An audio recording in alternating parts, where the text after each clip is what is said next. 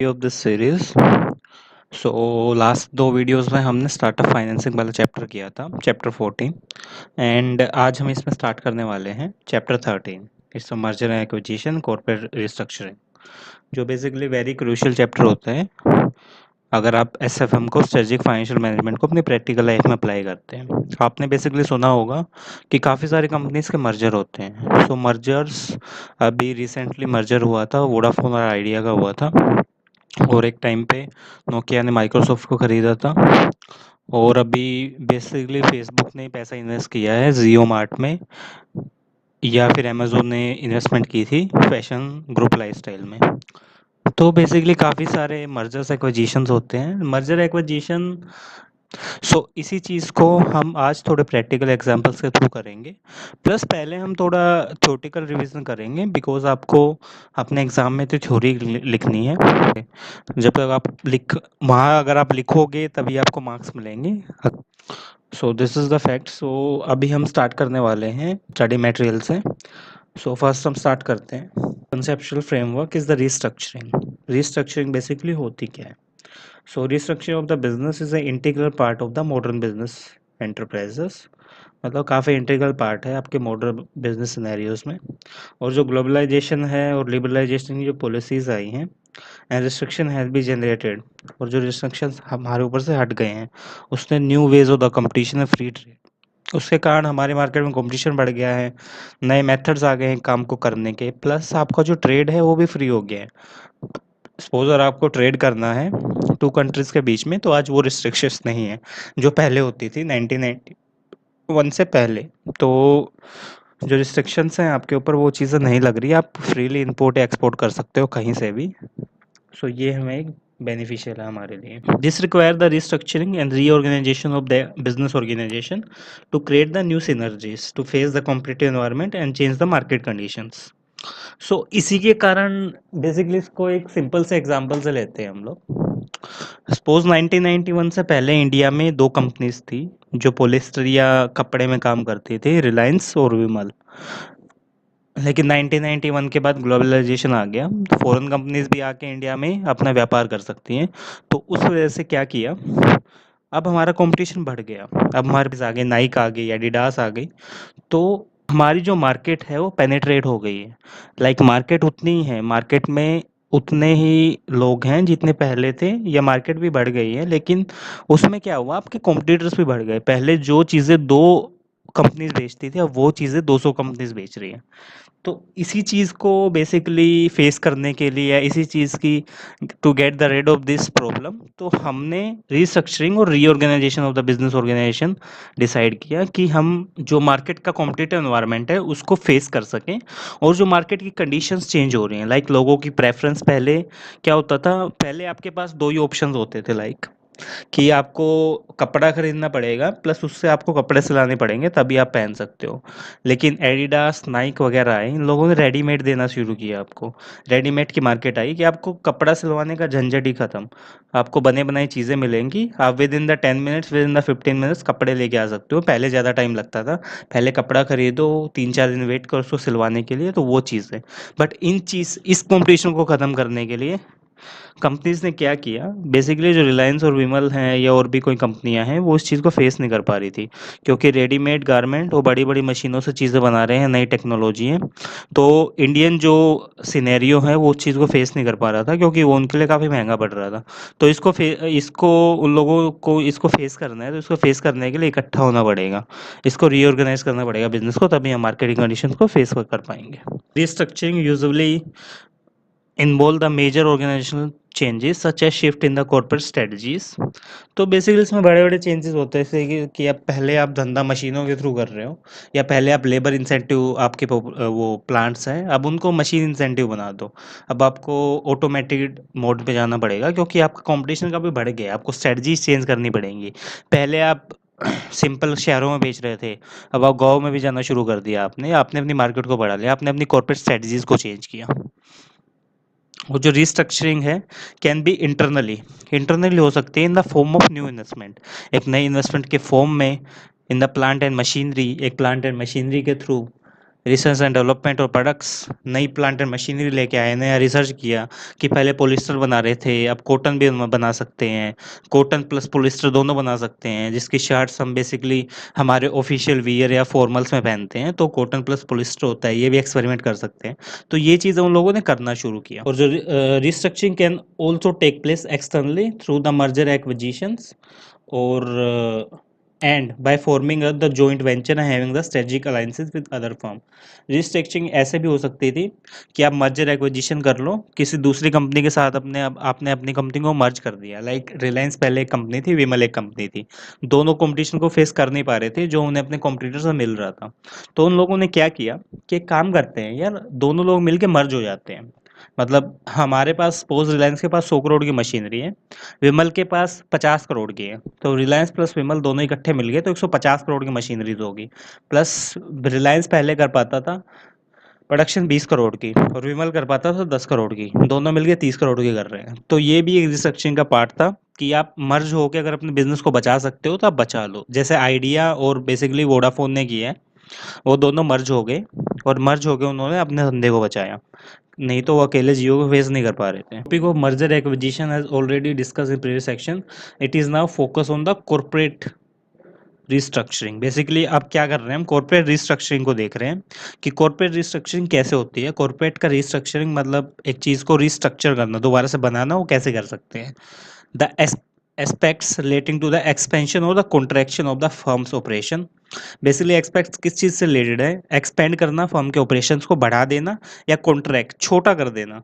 Expand मतलब पहले company suppose polyester के कपड़े में काम कर रही थी, एक्सपेंड करके मैंने कॉटन भी बनाना शुरू कर दिया, तो ये चीज़ है मेरी एक्सपेंशन। लेकिन ये कॉन्ट्रैक्शन इसका उल्टा हो गया। पहले कंपनी काम कर रही थी पॉलिस्टर और कॉटन में, उसने बोला यार कॉटन ज़्यादा चल नहीं रहा है, महंगा भी पड़ रहा है, तो पॉलिस्टर बनाते हैं खाली, तो वो हो गया contraction. Change in the assets, assets को चेंज कर दिया मैंने, मशीनें बेच के अपनी एडवांस मशीनें लेके आ गया, या मैंने लेबर को ज़्यादा लगाना शुरू कर दिया। फाइनेंशियल और ओनरशिप स्ट्रक्चर, पहले मेरे पास डेट बहुत ज़्यादा था, उसका इंटरेस्ट देना पड़ता था। मैंने क्या किया, मैंने अपनी कंपनी में स्टेक देना शुरू कर दिया कि आप 10% स्टेक लो मेरी कंपनी में और इक्विटी डालो। इक्विटी में फ़ायदा है कि मतलब प्रॉफिट ही देना पड़ेगा जब होगा। तो ये सारे एग्जांपल हमारे कॉर्पोरेट रिस्ट्रक्चरिंग के होते हैं जो ऊपर के लेवल पे होती है। Well there are the many forms of the corporate restructuring, काफ़ी सारी फॉर्म्स हो सकते हैं कॉर्पोरेट रिस्ट्रक्चरिंग के। इसके अलावा मर्जर्स बोल सकते हैं हम इसको, एक्विजिशंस बोलते हैं, टेक ओवर्स बोलते हैं, ये सारी चीज़ों को कॉर्पोरेट रिस्ट्रक्चरिंग मान सकते हैं। Leverage buyout, management buyout are some of the most common form of the corporate restructuring. जो लेवरेज बायआउट है और मैनेजमेंट बायआउट है, काफ़ी बड़े कंसेप्ट्स हैं, ये हम आगे डिटेल में पढ़ेंगे कि एक्चुअल में होते क्या है। सो मर्जर एक्विजिशंस बेसिकली सबसे पहले इन डेवलप्ड कंट्रीज में आया था। In the developed economy corporate merger acquisition is like a regular feature. मतलब अमेरिका जैसी जो डेवलप्ड इकोनॉमी है वहाँ तो merger acquisition is a common feature. आपकी कंपनी चल नहीं पा रही है तो आप मर्ज हो जाओगे किसी के साथ। जब in the Japan, US and Europe, hundreds of the merger acquisition take place in every year. So basically ये एक ट्रू फैक्ट भी है, क्योंकि जापान और यूएस और यूरोप में जो इन्वेस्टमेंट बैंकर्स हैं वो इतने अमीर इसलिए होते हैं क्योंकि वहाँ पे उनके पास काम काफ़ी ज़्यादा होता है। मर्जर एक्विजिशन इंडिया में एक सीजनल बिजनेस है कि अगर कोई कंपनी सही से कर नहीं पा रही है काम, तो उस केस में ही वो मर्ज होती है। लेकिन जापान और यूएस में मर्ज होना उनके लिए कोई बड़ी बात नहीं है। तो यही रीज़न है कि वहाँ के इन्वेस्टमेंट बैंकर है, प्राइवेट इक्विटी या वीसी फर्म्स है, वो काफ़ी पैसा कमा लेती हैं। In India too merger acquisition has become a part of the corporate strategy. In India में भी अब क्या है, कॉर्पोरेट स्ट्रेटजी का पार्ट बन गया है मर्जर एक्विजिशन, लोग इस चीज़ को कंसिडर करने लगे हैं। Merger acquisition and corporate restructuring business in India has grown in the last decades. Basically जो merger acquisitions है वो last decades में ही शुरू हुए हैं, last 10 years में, last 20 years में इंडिया में होना। from about $4.5 billion in 2004, जो बिजनेस था $4.5 billion का था 2004 में। उसके बाद market for the corporate control zoom to be 13 billion in 2005। 13 billion का बिजनेस हुआ 2005 में। उसके बाद आपकी जो मार्केट रीच की 56.2 बिलियन पे 2016 में, मतलब इतनी बड़ी मार्केट आपकी बन चुकी थी। और ये जो ग्रोथ थी, the tremendous growth was attributed the fact that foreign investors were looking for the alternative destination. ये इतनी तेज़ी वाली ग्रोथ का यही कारण था कि जो फॉरेन के इन्वेस्टर्स थे वो एक अल्टरनेटिव डेस्टिनेशन देखने लगे थे कि मतलब यूएस और यूरोप में उन्हें पैसा नहीं डालना, मैं इंडियन इकोनॉमी में पैसा डालना है, क्योंकि इसके बढ़ने के चांसेस काफ़ी ज़्यादा थे और उनकी कंट्री में बेसिकली रिसेशन आ गया था, इस वजह से वो इस तरफ भाग रहे थे। जो टर्म हैं, जो मर्ज एक्विजिशन एंड टेक ओवर हैं, ये बेसिकली एक ही चीज़ होती हैं सारी, एक ही मीनिंग होता है, बस थोड़ा सा डिफरेंस होता है इनके अंदर। There are difference. Merger means unification of the two entity into one, दो एंटिटीज़ का एक में मिल जाना, उसको बेसिकली हम बोलते हैं मर्जर। एक्विजिशन बोलते हैं कि वन एंटिटी है वो दूसरे एंटिटी को खरीद लेगी और उसको एब्जॉर्व करके अपने अंदर इंक्लूड कर लेगी। लाइक कोई एक्स कंपनी है, एक्स कंपनी ने क्या किया, दूसरी कंपनी को खरीदा और उसने बेसिकली उनका नाम नहीं बदला, कंपनी का नाम एक ही रहा, लेकिन उसने उस चीज़ को एक्वायर कर लिया। जैसे आपको एग्जांपल्स बताऊं तो ब्लूमबर्ग सुना है आपने, ब्लूमबर्ग ने एक्वायर किया था अभी रिसेंटली पिच बुक को। तो पिच बुक क्या है, एक प्राइवेट मार्केटिंग प्लेटफॉर्म है जो डेटा रिसर्च प्लेटफॉर्म आपको देते हैं, और ब्लूमबर्ग क्या है, काफ़ी बड़ा रिसर्च और पब्लिक मार्केट प्लेटफॉर्म है, शेयर्स में ट्रेडिंग करते हैं। तो ब्लूमबर्ग ने एक्वायर किया था अभी पिचबुक को, तो उसने एक्वायर करके पिचबुक को अपना बना लिया, मतलब उन्होंने ट्रेडिंग करना शुरू कर दिया और उसके थ्रू पिचबुक के सारे ऑपरेशन उनके हैंड हाथ में आ गए। और जो अभी क्विंट की बात हो रही है, जो द क्विंट है, जो करण बहल का है इंडिया में, उसको हल्दीराम के वार करने की सोच रहा है कि द क्विंट अब हल्दीराम के अंडर आएगा। इंडिया में लीगल सेंस में इस चीज़ को एमलगमेशन बोलते हैं। Amalgamation by the merger of the company with in the provision of companies act and acquisition for the take over. जो एमलगमेशंस है वो कंपनीज एक्ट के थ्रू होता है आपका, और एक्विजिशन या टेक ओवर्स के थ्रू होता है।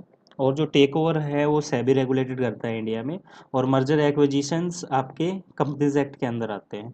जो क्रॉस बॉर्डर ट्रांजेक्शंस होते हैं उनमें इंटरनेशनल टैक्सेशन देखते हैं, क्योंकि अगर आपकी ट्रांजेक्शन दो कंट्रीज के बीच में हो रही है तो इंटरनेशनल टैक्सेशन को देखेंगे कितना अप्लाई हो रहा है वो नहीं। हेल्सब्री लॉ ऑफ द इंग्लैंड के एमलगमेशन होता क्या है, ब्लेंडिंग ऑफ द टू और मोर एग्जिस्टिंग अंडरटेकिंग, दो से ज़्यादा जो आपकी अंडरटेकिंग है या आपकी जो कंपनीज हैं उनका एक एक जगह मिक्स हो जाना, लाइक एक ही जगह मिल जाना है, एक ही कंपनी बन जाना, उसको बेसिकली एमलगमेशन बोलते हैं। वो जो share holder of the each amalgamating company become the share holder of the amalgamating company. हाँ, जो आपकी जो शेयर होल्डर्स हैं जो अपनी प्रीवियस कंपनी के थे, वो जो नई कंपनी है उसके शेयर होल्डर बन जाएंगे। The term amalgamation is used when the two और मोर कंपनीज आर एमलगमेटेड और whether the one is merged with another or taken over by the another।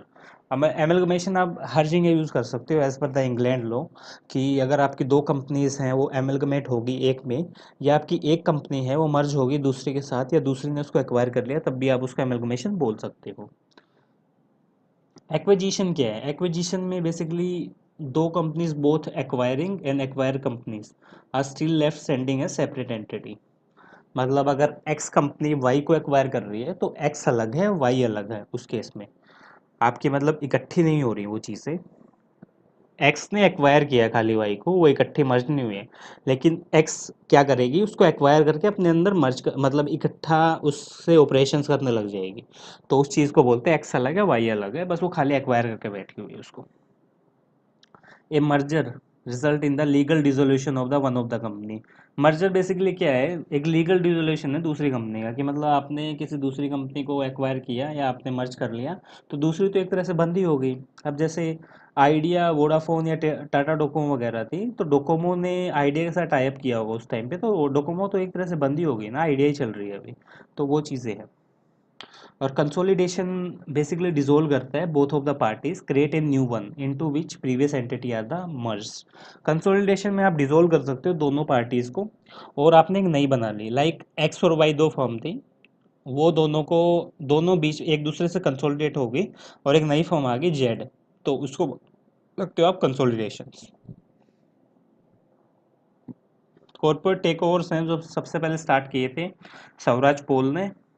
Swaraj जो ट्रैक्टर्स भी आते थे जिसके, स्वराज पोल्स नाम की एक कंपनी थी जिसने एस्कॉर्ट्स को टेक ओवर किया था। एस्कॉर्ट्स बेसिकली जो सुभाष चंद्रा की कंपनी है उसको। और फिर उसके बाद जो मेजर टेक ओवर होता अशोक लेलैंड ने किया था हिंदुजा शोज वेलेस को। अशोक लेलैंड जो बसें और ट्रक बनाती हैं, उसने हिंदुजा हिंदुजा मोटर्स आती थी पहले जिसके एम्बेसडर गाड़ी आती है, या हिंदुजा के ट्रैक्टर्स आते थे, उसको टेक ओवर किया था। काफ़ी इसके एग्जांपल्स आप मान सकते हो। फाल्कन टायर्स थे, फाल्कन टायर्स को छाबरा ग्रुप ने लिया था। सीट टायर्स थे, वो गोइंकास ने उठाए थे, गोइंकास ने उसको मर्ज किया था अपने साथ, उसको टेक ओवर किया था। या आप मतलब रिसेंट एग्जांपल आप ज़्यादा दूर क्यों जा रहे हो, ये मान सकते हैं हम लोग कि अभी जोमेटो ने खरीदा है उबर ईट्स को।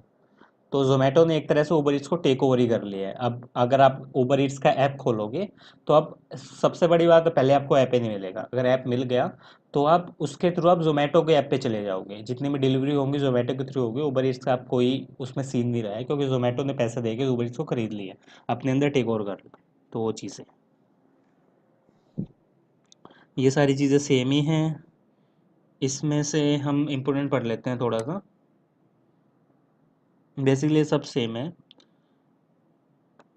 वही एमलगमेशन में आप ट्रांसफ़र कर सकते हो अपनी सारी एसेट्स या पार्ट ऑफ द एसेट और लाइबिलिटी एग्जिस्टिंग कंपनी को या किसी दूसरी कंपनी को। और एमलगमेशन आपका वॉलेंटरी होता है, कोई आपको ये फोर्स नहीं किया गया। एमलगमेशन एक स्टेट ऑफ थिंग्स होती है अंडर विच दो कंपनीज ज्वाइन हो जाती हैं एक तीसरी बनाने के लिए, या एब्जॉर्ब हो जाते हैं, उसको एमलगमेशन बोल सकते हैं। अब रैशनल्स क्या होते हैं मर्जर एक्विजिशन के, बेसिकली क्यों करते हैं मर्जर एक्विजिशन, क्या रीजंस हैं, किस लिए आप इतना फोर्स कर रहे हो कि मर्जर एक्विजिशंस करने चाहिए। Most common reason for the merger acquisition are synergies, जो सिनर्जिस्टिक ऑपरेटिंग इकोनॉमिक्स होते हैं। बेसिकली आपकी सिनर्जी क्या है, आपका तथ्य क्या है इकोनॉमिक्स को लेके। तो सिनर्जी में भी डिफाइंड एज, ये दो कंपनीज हैं, सपोज आपको यहाँ एग्जांपल से देखें तो वी का मतलब है वैल्यू, ए और बी की वैल्यू है 200 करोड़। ए और बी की वैल्यू है 200 करोड़, यहाँ ए की वैल्यू है 100 करोड़ और बी की वैल्यू है 50 करोड़। तो इन दोनों की अगर मैं प्लस करूँ, 100 प्लस 50 150 करोड़ हो गया, लेकिन बी की अकेले की वैल्यू 200 करोड़, वो ज़्यादा है। तो उस केस में हम बोल सकते हैं कि ए और बी की कंबाइन वैल्यू काफ़ी ज़्यादा है। अब एग्जाम्पल मैंने सीधी सीधी सी बात एक चीज़ का लिया, ये जोमेटो है मेरा, जोमेटो की आज की वैल्यूएशन है 5 बिलियन, मतलब 5,000 करोड़। उबर ईट्स की वैल्यू है आज की 500 करोड़। तो 5,000 और 500 5500 करोड़ हो गया। लेकिन मैंने इन दोनों को इकट्ठा कर दिया और वैल्यूएशन का मल्टीपल लगाया, तो उसके हिसाब से इनकी वैल्यू आ गई 6500 करोड़। तो मतलब ये इन दोनों की वैल्यू से भी ज़्यादा है इकट्ठा मिलके। तो इसलिए हम मर्जर एक्विजिशन करते हैं, क्योंकि कंपनी की वैल्यू बढ़ जाती है इंडिविजुअल। अब जैसे ये लिखा भी हुआ है, in other words combined value of the two firms and company shall be more than their individual value synergy is increase in the performance of the combined firm over what the two firms are already expected। Basically combine value A और B की सबसे ज़्यादा है अकेले individual ए की या individual B से ज़्यादा।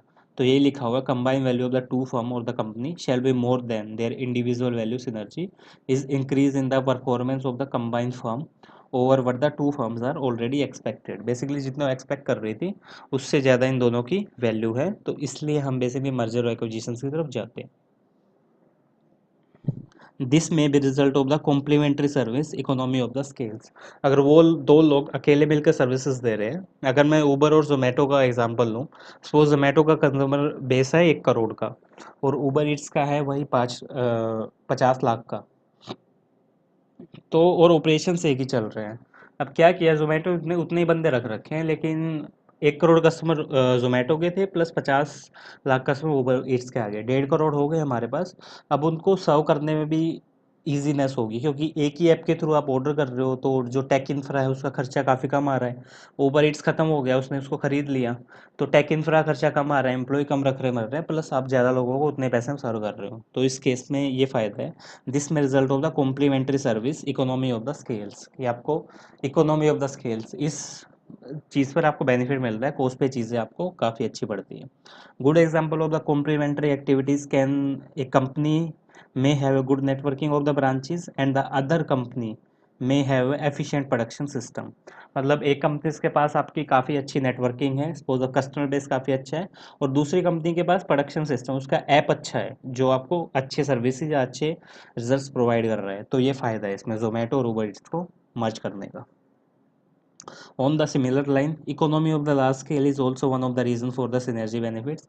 बेसिकली आपकी बड़े स्केल्स पे इकोनॉमी आ रही है, पहले 1 करोड़ कस्टमर्स को सेल वो कर रहे थे, सर्व कर रहे थे उसी ऐप से, अब 1.5 करोड़ को कर रहे हो, तो आपको ये फ़ायदा होगा।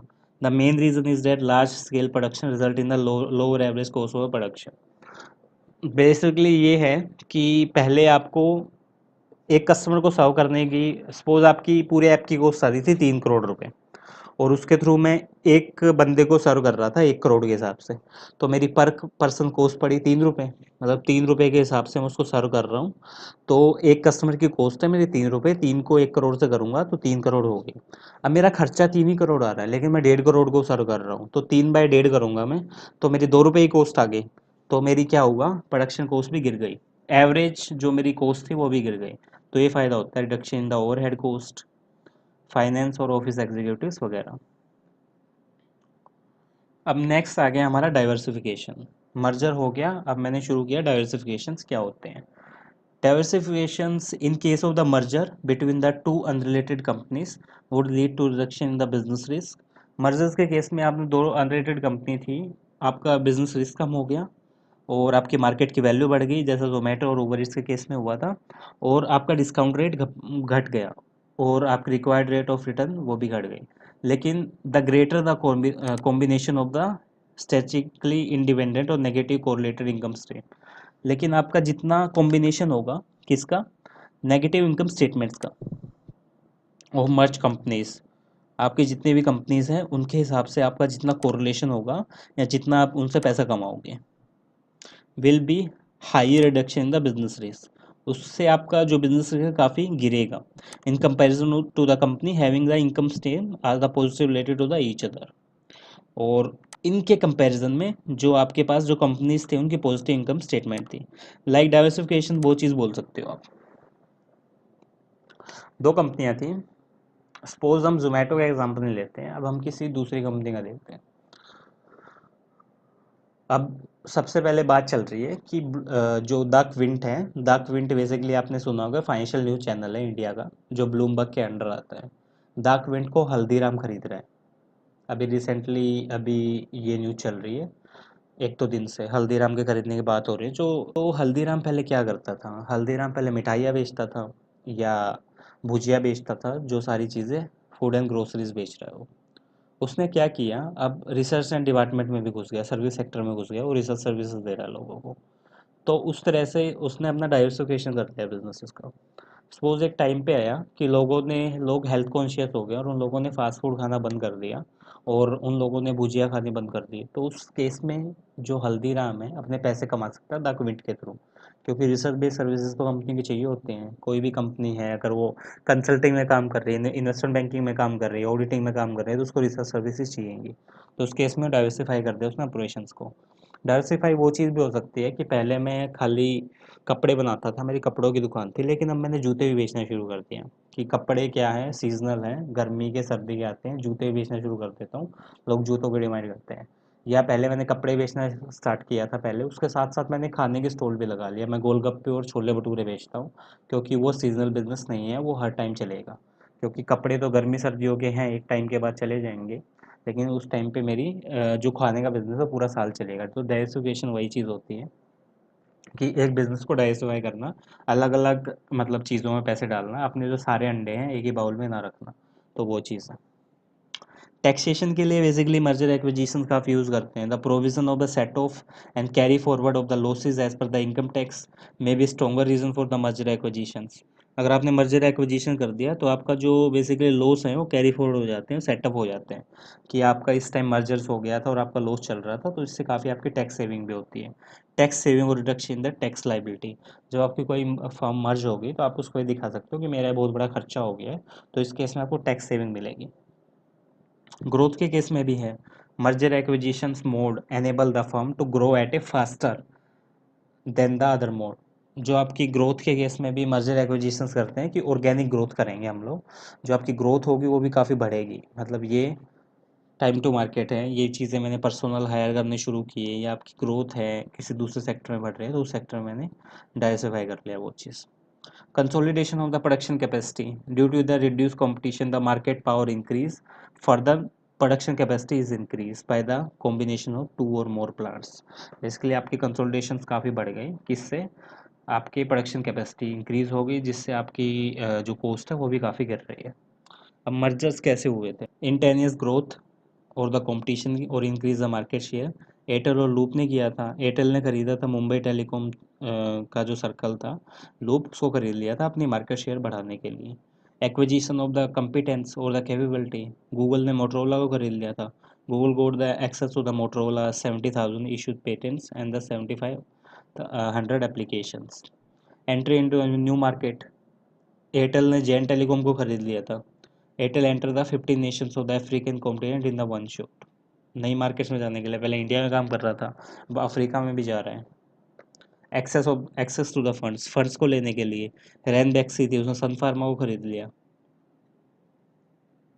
क्योंकि जो डाइची सेनको था उसके पास फंड्स नहीं थे उनको जनरेट करने के लिए, उसने सन फार्मा को ये अपनी रैनबैक्सी, सन फार्मा ने रैनबैक मतलब सन फार्मा को रैनबैक्सी को बेच दिया। टैक्स बेनिफिट्स के लिए बर्गर किंग ने टिम हॉर्टन्स की कॉफ़ी आती है कनाडा में, उस पर इन्वेस्ट किया था बर्गर किंग ने अपने टैक्सेस सेव करने के लिए। इंस्टेंट ग्रोथ और मार्केट शेयर लेने के लिए फेसबुक ने व्हाट्सएप में किया था, कि व्हाट्सएप की जो मार्केट थी वो काफ़ी बड़ी थी, तो फेसबुक ने उसको एक्वायर कर लिया था आई थिंक 4,000 करोड़ में। Acquisition of the competence of the capability, Flipkart ने मिंत्रा को खरीदा था। मिंत्रा जो उसमें एपेरल्स और जो एथनिक वेयर है उसमें काफ़ी अच्छा काम कर रही थी, तो फ्लिपकार्ट ने अपनी मार्केट बढ़ाने के लिए मिंत्रा को खरीद लिया था। Entry into new market, Cargill ने Wipro, Cargill acquired the sunflower transfer oil business to enter the western Indian market. India में एंटर करने के लिए बेसिकली उसने विप्रो को खरीदा था, जो विप्रो के तेल आते हैं, सनफ्लावर ऑयल आता है। Access to the fund, JP ने खरीदा था अल्ट्राटेक, जेपी ने बेसिकली अपने आप को बेच दिया था अल्ट्राटेक को, जब ये नई कंपनी बनी थी अल्ट्राटेक, अपनी डेट्स को पूरा करने के लिए। और टैक्स बेनिफिट के लिए दुर्गा प्रोजेक्ट्स आए थे, उन लोगों ने WBCPL वेस्ट बंगाल की जो कंपनी थी उसको अपने आप को बेच दिया था अपने लॉसेस को कैरी फॉरवर्ड करने के लिए। सो ये कुछ एग्जांपल्स हो सकते हैं हमारे मर्जर एक्विजिशंस के। So as the mentioned above, amalgamation is effectively basically for the growth or sometime for the image. Amalgamation दो ही चीज़ों के लिए होता है, बेसिकली ग्रोथ के लिए हो सकता है और अपनी इमेज बचाने के लिए भी बोल सकते हैं। But the sum of the objective for the amalgamation may be resorted are, लेकिन कुछ ऑब्जेक्टिव ये भी हैं जिनके लिए एमलगमेशन लोग करते हैं। सबसे पहला आ गया आपका हॉरिजॉन्टल ग्रोथ। हॉरिजॉन्टल ग्रोथ में बेसिकली ये बोला कि मेरी ग्रोथ है वो आगे की तरफ शिफ्ट हो रही है, to achieve the optimum size, मेरे को मार्केट का साइज चाहिए, to enlarge the market share. पहले अब ये जो आप इसका जोमेटो और उबर ईट्स का बोल सकते हो हॉरिजॉन्टल मर्जर है, क्योंकि जोमेटो को अपना शेयर बढ़ाना था, जितने भी लोकल फूड चेन थी या लोकल एरियाज थे, लाइक रोहतक हो गया या आपका हैदराबाद हो गया, या जो हैदराबाद के छोटे गांव हो गए, तो वहाँ पे उबर ईट्स का क्या था, वो काफ़ी नाम था, वो लोग उबर ईट्स को ज़्यादा पसंद करते हैं, क्योंकि उबर ईट्स ने अपनी डिस्काउंटेड मार्केट बना ली थी, लोगों को काफ़ी सारे डिस्काउंट दे दे के, और जोमेटो वहाँ तक पहुँच नहीं पा रहा था। तो उस चीज़ को उन लोगों ने एनलार्ज करने के लिए उबर ईट्स को खरीद लिया जोमेटो ने, कि अपनी मार्केट का शेयर्स बढ़ाएंगे हम। वर्टिकल कॉम्बिनेशन बेसिकली ऊपर की तरफ होता है कि अपनी कॉस्ट को इकोनोमाइज करने के लिए या सेल्स टैक्स बेनिफिट्स को एबोलिश करने के लिए हम खरीदते हैं। डाइवर्सिफिकेशन ऑफ द बिजनेस हो सकता है, पहले कपड़े बेच रहे थे या फूड बेचना शुरू कर दिया, ग्रोसरीज बेचनी शुरू कर दी, तो वो मोबिलाइजिंग द फाइनेंशियल रिसोर्सेज, जो फाइनेंशियल रिसोर्सेज हैं बेसिकली अपने आइडल फंड्स पड़े हैं मेरे पास दूसरी कंपनी के पास, और एक्सपेंड करता है मेरे को बिजनेस को, तो उसके लिए हमने मर्जर एक्विजिशन कर दिए। जो nationalise of the bank provided this opportunity to merge with the industrial company, जो बैंक का नेशनलाइजेशन हुआ था उनको अपॉर्चुनिटी दी गई थी आप मर्ज हो सकते हो कंपनीज के साथ। Merger of the export investment in the trading company with the industrial company, आपने एक्सपोर्ट किसी, सपोज यहाँ पे रॉ मटेरियल का एक्सपोर्ट होता था, चाइनीज रॉ मटेरियल का, तो उसमें किसी कंपनी ने उसके साथ टाई अप कर लिया कि जितना भी रॉ मटेरियल हम तुम्हारा खरीद लेंगे, प्लस उसको हम आगे एक्सपोर्ट और ट्रेड भी करेंगे। बॉम्बे के जो पोर्ट्स होते हैं वहाँ पे ये सारा काम होता है। एक प्रकाश एक्सपोर्ट्स हैं या AN एक्सपोर्ट्स है, वो कंपनी ये सारे काम करती है, कि सपोज आपका कहीं से मछली आ रही है, तो मछली का उसने पूरा रॉ मटेरियल खरीदा, उसको किसी कंपनी के साथ टाई अप कर लिया, फिश ऑयल बनाने वाली कंपनी है, तो ये चीज़ वो लोग करते हैं।